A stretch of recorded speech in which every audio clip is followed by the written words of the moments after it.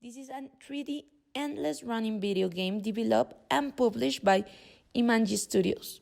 In this game, the player controls an explorer who has obtained an ancient relic and it's running from evil demon monkeys who are chasing him.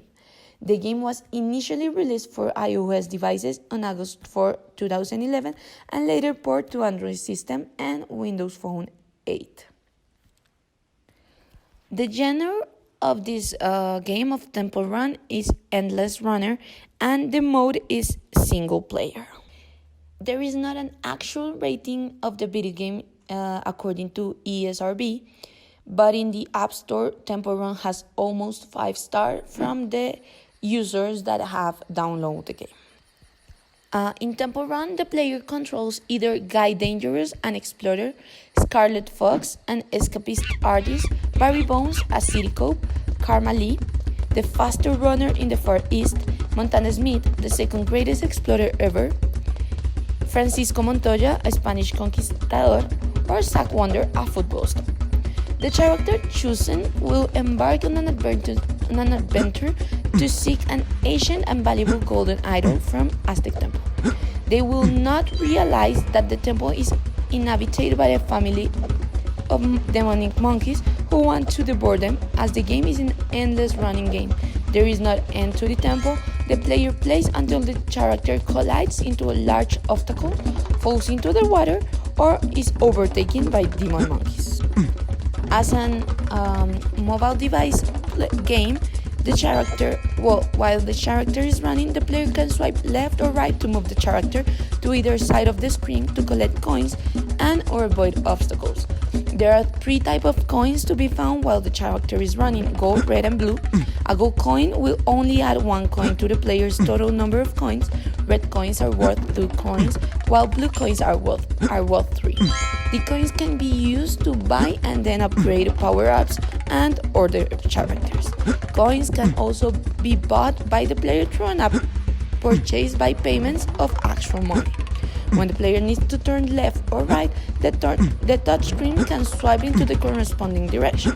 If the player wishes to jump over an object, the screen can be swiped upwards.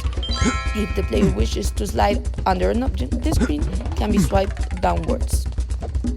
For me, as I said before, the mobile devices game are very addicted of playing Temple Run, and I think it's really awesome because you get really involved in the game and you really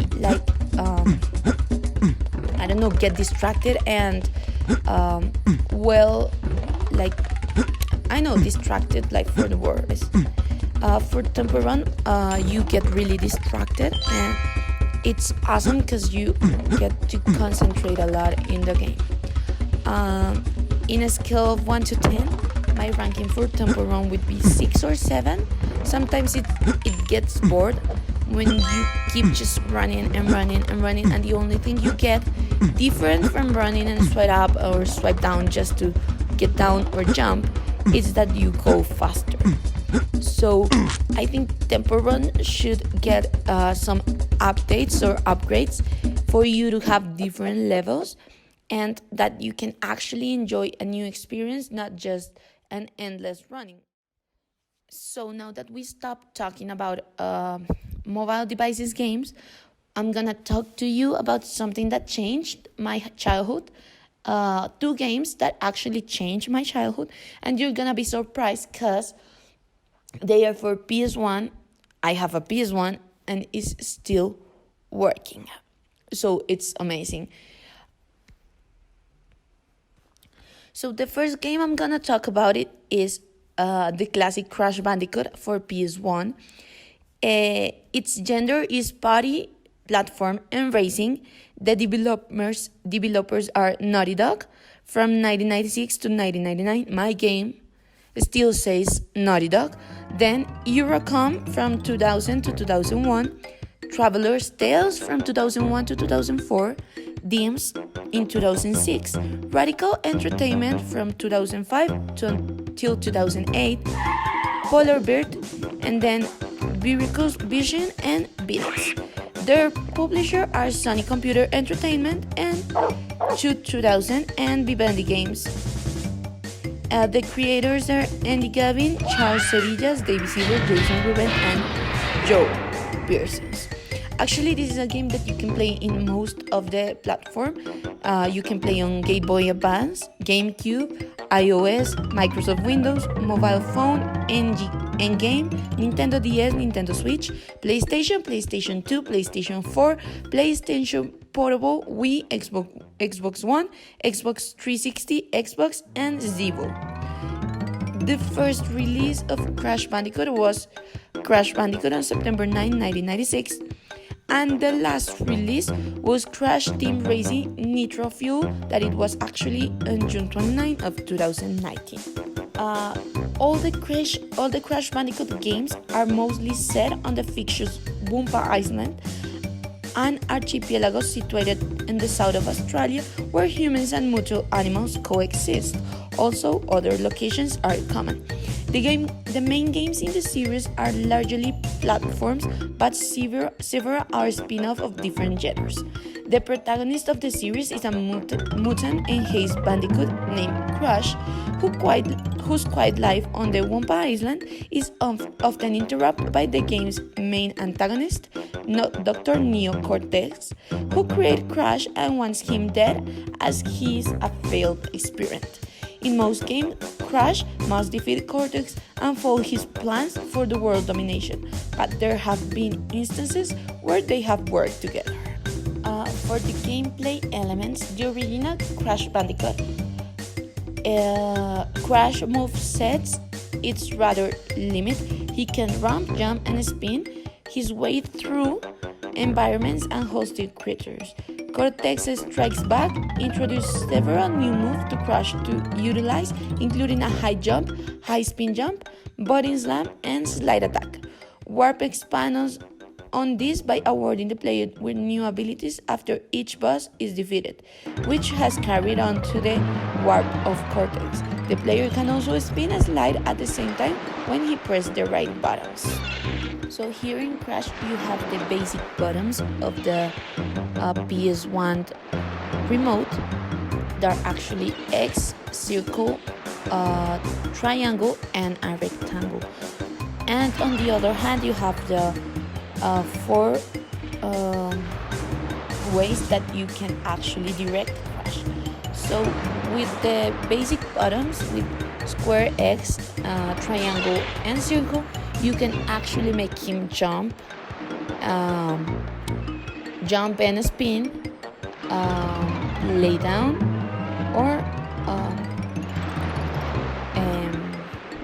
well, that's kind of what he does in place one.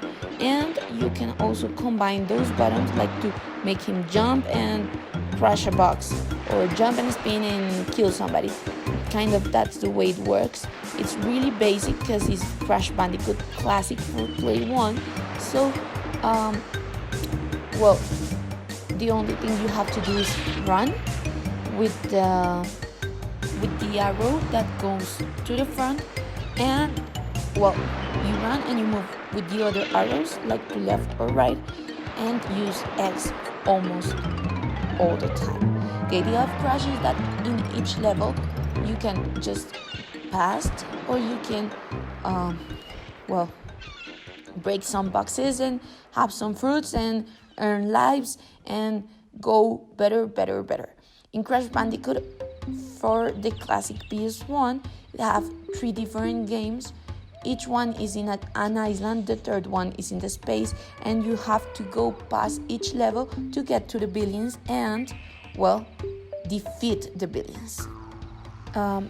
Crash Bandicoot series has been a commercial success, being Crash Bandicoot for PS1 in the ranking and 80% of popularity. Also Crash Bandicoot 2 with 89%, and Crash Bandicoot Wrapped from 91 of 100. And from me, in a scale to 1 to 10, well, I'll go with 10. Crash Bandicoot, it's a really complete game. And the thing Crash Bandicoot has for me is that it takes me back to my childhood, but also it makes you like be interested in this kind of game.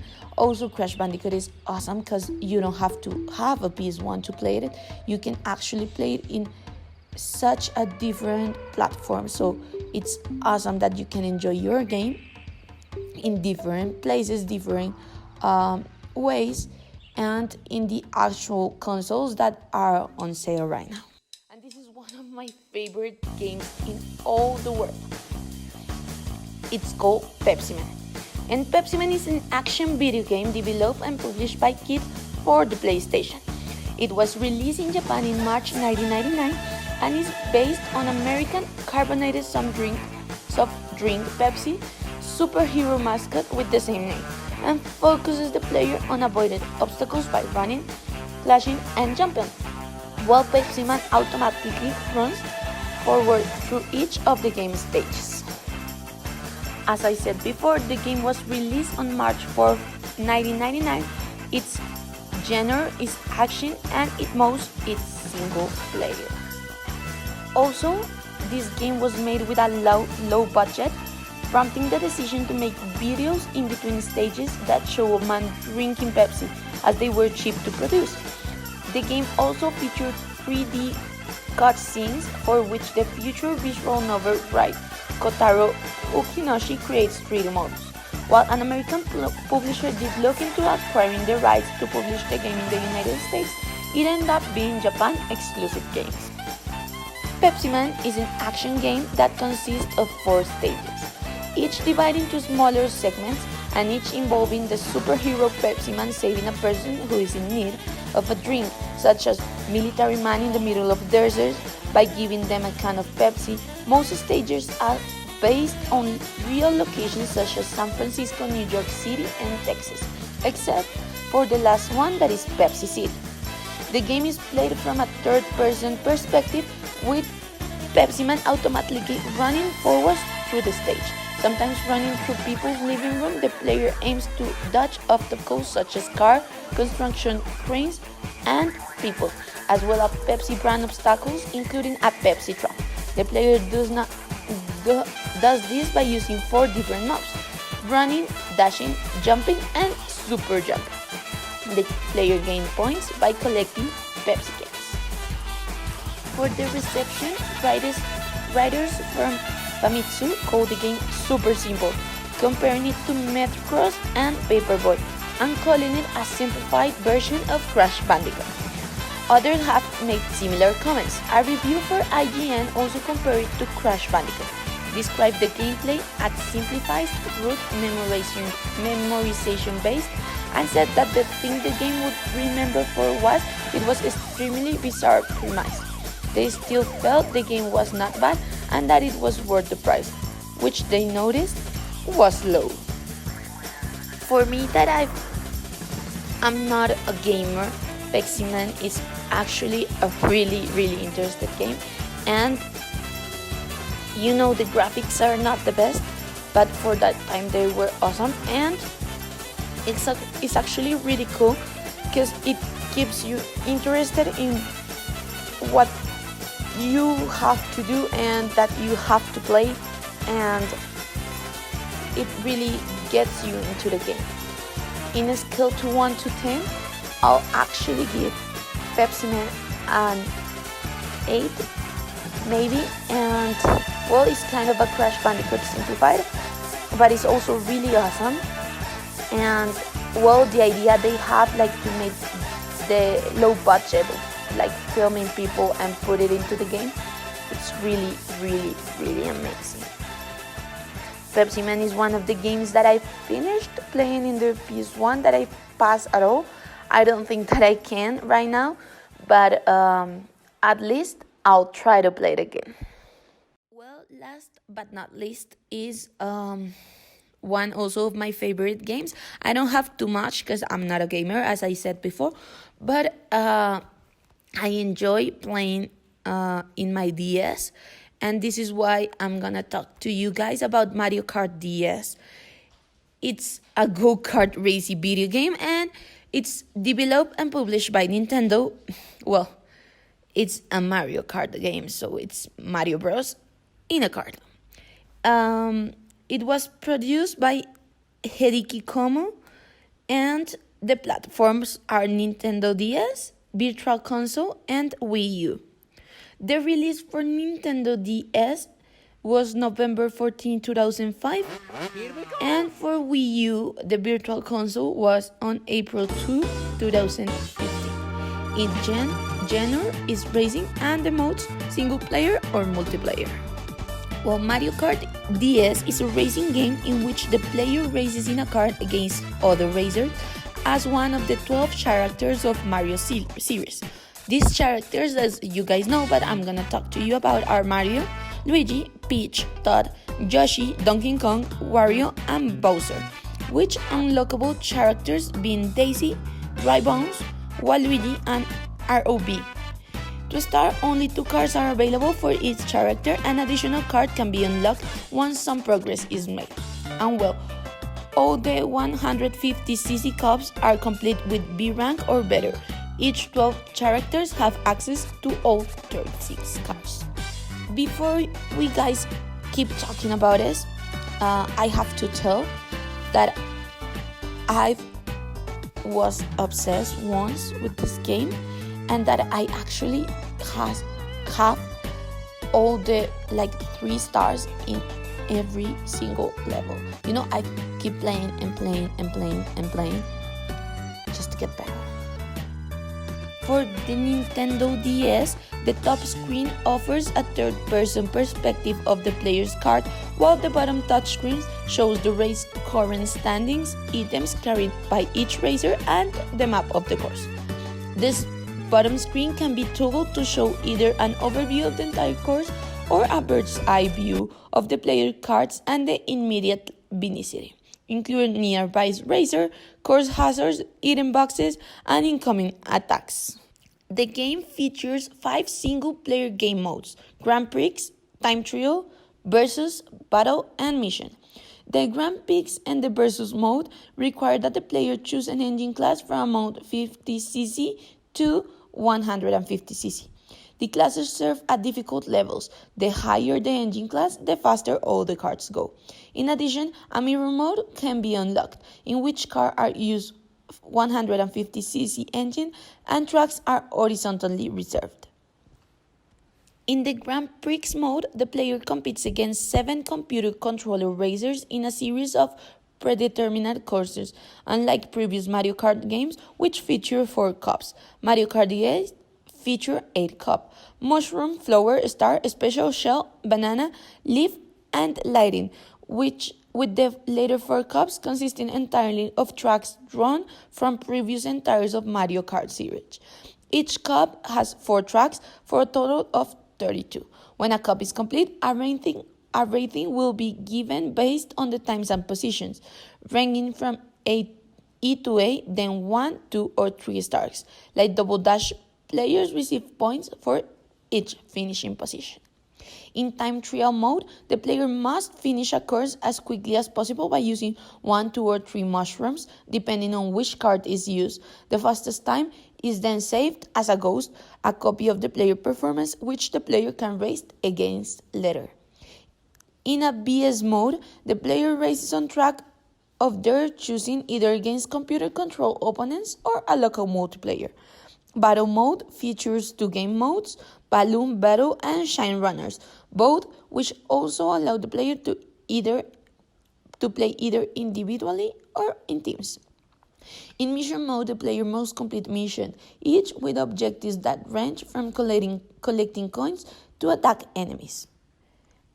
Mario Kart DS was released by Nintendo for the Nintendo DS in North America on November 14, 2005, in Australia on November 17, 2005, in Europe November 25, 2005, and in Japan on December 8, 2005, and in Korea on April 5, 2007. Nintendo later revealed that Mario Kart DS will also be sold bundled with a new red-colored Nintendo DS starting on November 28, 2005, along with a checked flag wrist ramp and a racing inspired to customize the new red handheld. For the review scores, we can see that the score in almost all the publications like 1UP.com, CVG, Eurogamer, Game Revolution, Game Pro, GameSpot, GameSpy, GamesTM, Games Trailer, GameShow, IGN, Nintendo World Report, XPlay, Nintendo Files, and cheat codes are almost perfect. If it's not 5 stars, it's 4 stars point oh. If it's not 10, it's 9 of 10, 9 out of 10, and almost an A minus, or a B. B being the worst review the game got along these years. For me, Mario Kart DS is one of the awesomest games of Nintendo DS. I've played also Classic Mario in DS, and I still in love with Mario Kart. I'll give Mario Kart a 10. And, well, I can say that from all this review, Mario Kart DS is actually my favorite game. And I think it's the one I never get bored of.